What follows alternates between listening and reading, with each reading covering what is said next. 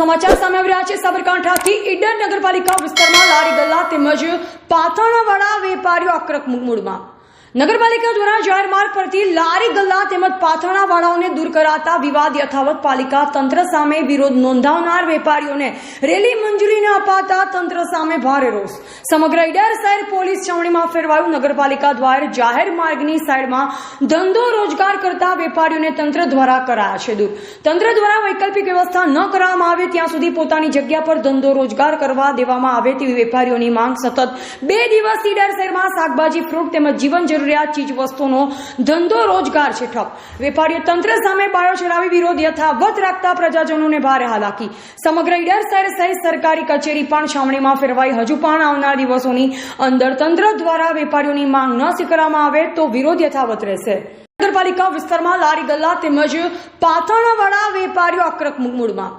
નગરપાલિકા દ્વારા જાહેર માર્ગ પરથી લારી ગલ્લા તેમજ પાથરણાવાળાઓને દૂર કરાતા વિવાદ યથાવત પાલિકા તંત્ર સામે વિરોધ નોંધાવનાર વેપારીઓને રેલી મંજૂરી ન અપાતા તંત્ર સામે ભારે રોષ સમગ્ર ઈડર શહેર પોલીસ છાવણીમાં ફેરવાયું નગરપાલિકા દ્વારા જાહેર માર્ગની સાઈડમાં ધંધો રોજગાર કરતા વેપારીઓને તંત્ર દ્વારા કરાયા છે દૂર તંત્ર દ્વારા વૈકલ્પિક વ્યવસ્થા ન કરવામાં આવે ત્યાં સુધી પોતાની જગ્યા પર ધંધો રોજગાર કરવા દેવામાં આવે તેવી વેપારીઓની માંગ સતત 2 દિવસ ઈડર શહેરમાં શાકભાજી ફ્રૂટ તેમજ જીવન જરૂરિયાત ચીજ વસ્તુનો ધંધો રોજગાર છે ઠપ વેપારીઓ તંત્ર સામે બાયો ચલાવી વિરોધ યથાવત રાખતા પ્રજાજનોને ભારે હાલાકી સમગ્ર ઈડર શહેર સહિત સરકારી કચેરી પણ છાવણીમાં ફેરવાઈ હજુ પણ આવનાર દિવસોની અંદર તંત્ર દ્વારા વેપારીઓની માંગ ન સ્વીકારવામાં આવે તો વિરોધ યથાવત રહેશે એવા રાજકમલસિંહ પરમાર ભારતની અસ્મિતા સાબરકાંઠા।